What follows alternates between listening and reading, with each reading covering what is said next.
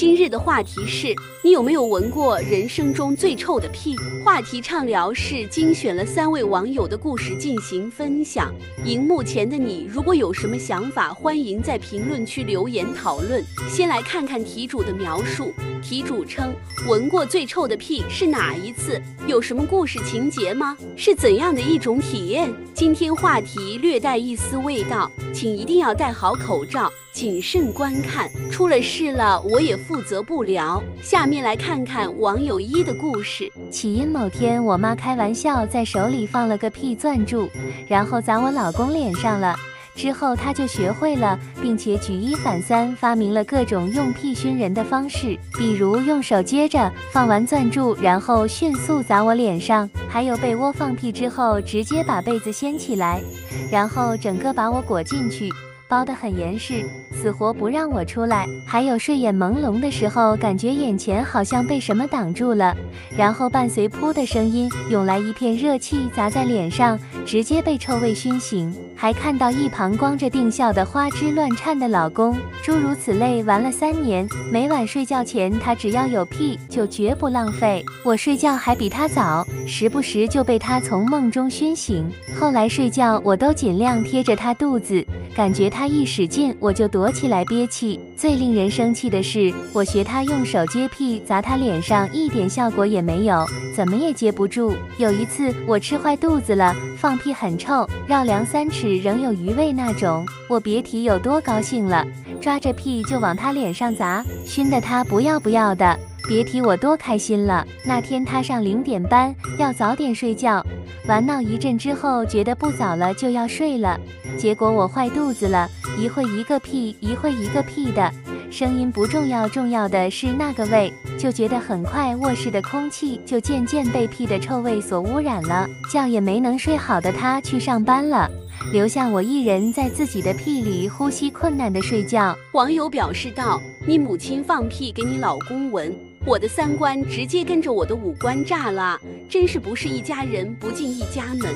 你们是真有情趣啊！从你的描述中闻到了浓郁的生活气息，简直是屁的芳香啊！好家伙，我都感觉周围的气息有些不一样了。但是比起这个，下面这位网友显然略胜一筹，请各位网友跟我一起换上防毒面具观看。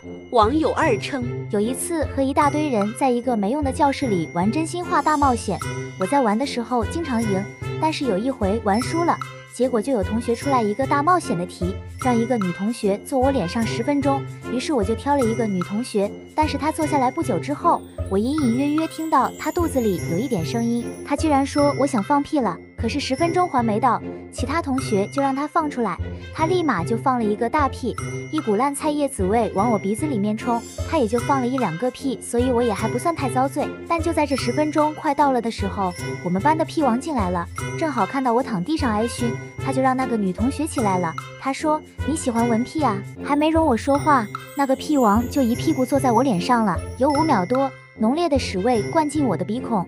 这个屁之后，他紧接着又放了2个10秒的无声屁，那是一股热气，只能听到一点嘶嘶声，一大股臭鸡蛋味混杂着豆子味被我吸入鼻腔，我被熏得头疼，但根本没办法挣扎，滚烫的气体不断的在我的鼻子中翻滚。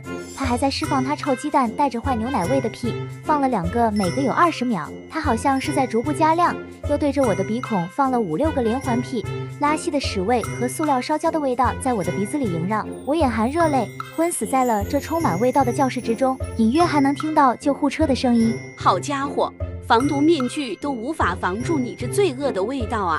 你这一点也不顾及网友们的心情啊！你知道读你的评论时的心理压力有多大吗？比起这位网友，下面这位的故事就显得文艺些了。网友3表示：酸萝卜、炒鸡蛋、韭菜盒子、猪蹄子、煮玉米、冰激凌、巧克力、果粒橙，在他体内百转千回后，多位合了一，只听得噗噗噗噗噗扑面而来的气浪还带着水的声音儿，似有些水星子喷到了我脸上。正在窥探窗外的我，被他一招杀退，我强硬的态度瞬间软了下来。他捂着脸娇羞的同时，又噗了几下。我呕了一下后，他止住了笑。我又呕了3、5下，他浑身都有了些绯红色的尴尬。我起身把被子扔在他身上，打开了窗，外面的沙尘暴竟有一种呛呛的响。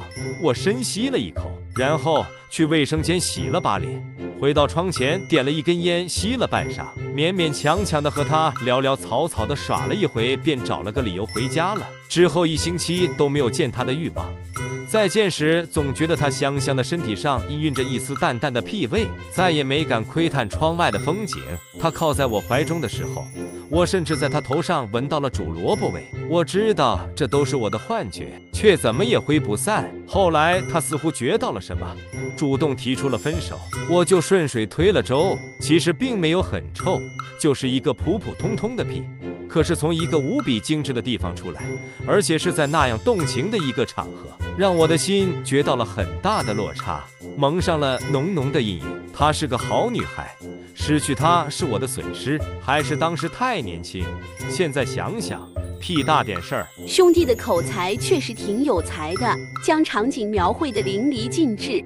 活该你有这么好的女友，下次遇到这样的就娶了吧。有一个隐约有煮萝卜味的女朋友，难道不是一件很酷的事吗？不行，我要去吐一下去了。今天的话题到此就结束了。荧幕前的你有什么想说的？欢迎在评论区留言讨论。这里是话题畅聊室，我们下个话题再见。